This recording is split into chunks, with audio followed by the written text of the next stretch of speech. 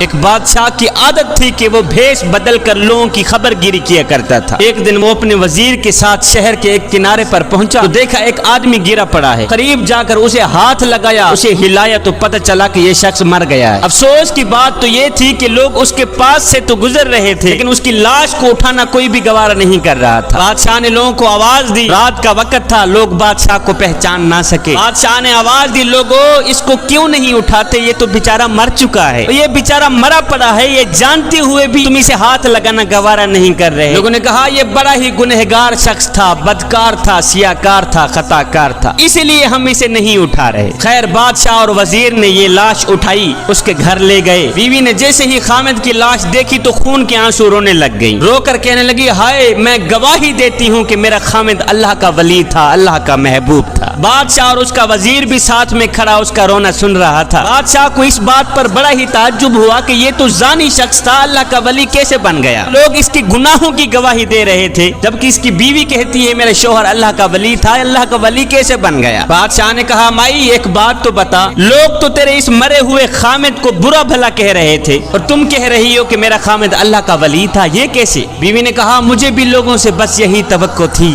بھائیو، دراصل حقیقت یہ ہے کہ میرا خامد روز شراب خانے جا کر شراب خریدتا اور گھر لا کر گڑھے میں بہا دیتا اور ساتھ میں کہتا چلو کچھ تو گناہوں کا بوجھ مسلمانوں سے ہلکا ہوا۔ پیتا نہیں تھا، وہاں سے شراب لے کر گھر آ کر گڑھے میں بہا دیتا تھا، کہتا جو شراب میں نے خرید کر گڑھے میں ڈالی ہے اگر یہ شراب کوئی اور لے جاتا تو ساری رات گناہوں میں گزارتا۔ اسی طرح میرا شوہر رات کو ایک گندی عورت کے پاس جایا کرتا تھا، اسے ایک رات کی اجرت دے کر کہتا کہ تم اپنا دروازہ بند کر دو، آج کی رات کوئی بھی تیرے دروازے پر نہ آئے۔ صبح گھر آ کر کہتا شکر ہے میرے مالک، آج اس عورت کا اور نوجوان مسلمانوں کے گناہوں کا میں نے کچھ بوجھ تو ہلکا کر ہی دیا ہے۔ اب لوگ میرے شوہر کو ان جگہوں پر آتا جاتا دیکھتے اور برا بھلا کہتے، میں شوہر کو کہتی تو یہ نیکیاں تو کر رہا ہے لیکن جب تم مرے گا تو کوئی بھی تجھے غسل دینے کو آمادہ نہیں ہوگا۔ میرا شوہر مسکرا کے کہتا کہ تم گھبراؤ نہیں، تم اپنی آنکھوں سے دیکھو گی کہ میرا جنازہ وقت کے بادشاہ پڑھیں گے۔ یہ سن کر بادشاہ رو پڑا،